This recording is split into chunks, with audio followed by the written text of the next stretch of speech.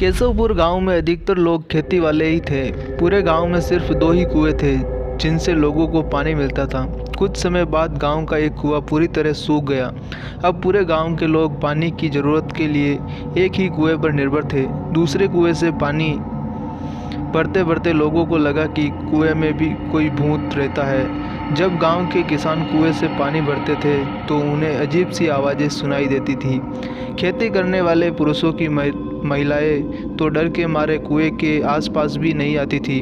धीरे धीरे पूरे गांव में बात फैल गई कि कुआं भूतिया है। अब रात के समय कोई भी कुएं के आसपास नहीं आता था। इसी बीच गांव का एक बच्चा कहीं खो गया।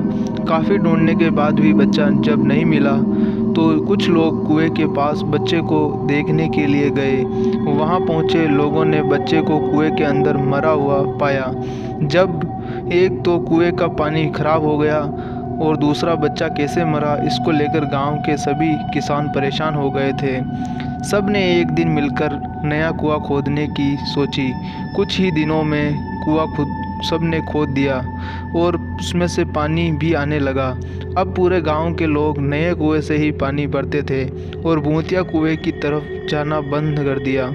बड़े लोग तो समझदार थे, इसलिए कुएं के आसपास नहीं जाते थे, लेकिन बच्चे वहां अक्सर खेलने के लिए पहुंच जाते थे। एक दिन 4-5 बच्चे भूतिया कुएं के पास खेल रहे थे। तभी एक बच्चा कुएं में गिर गया।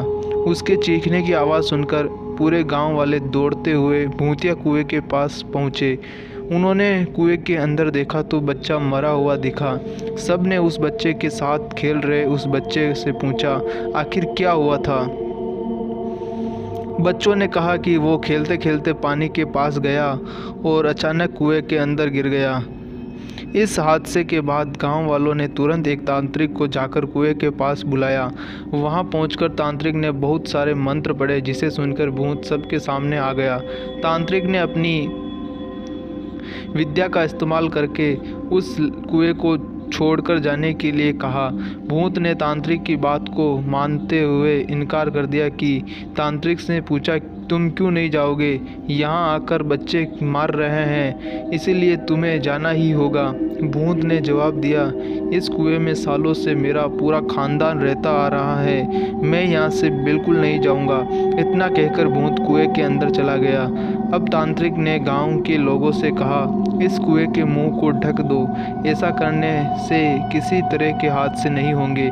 ये सुनते ही गांव के मुखिया ने तुरंत काम शुरू करवा दिया और दूसरे दिन कुएं के मुंह पर जाली डालकर पूरी तरह से रेत और सीमेंट से पक्का ढक्कन बना दिया और उसे ढक दिया गया। अब सारे गांव वाले खुशी खुशी रहने लगे। उस दिन के बाद से गांव में ऐसी किसी तरह की घटना नहीं हुई थी और भूतिया कुएं के डर से लोग मुक्त हो गए। कहानी से हमें क्या सीख मिलती है दोस्तों? हमें सीख मिलती है कि किसी भी परेशानी में हार नहीं माननी चाहिए। किसी न किसी तरीके से उस परेशानी से बाहर निकला जा सकता है। तो दोस्तों, आपको ये कहानी कैसी लगी कमेंट में अपनी राय ज़रूर दें और चैनल को सब्सक्राइब कर दें।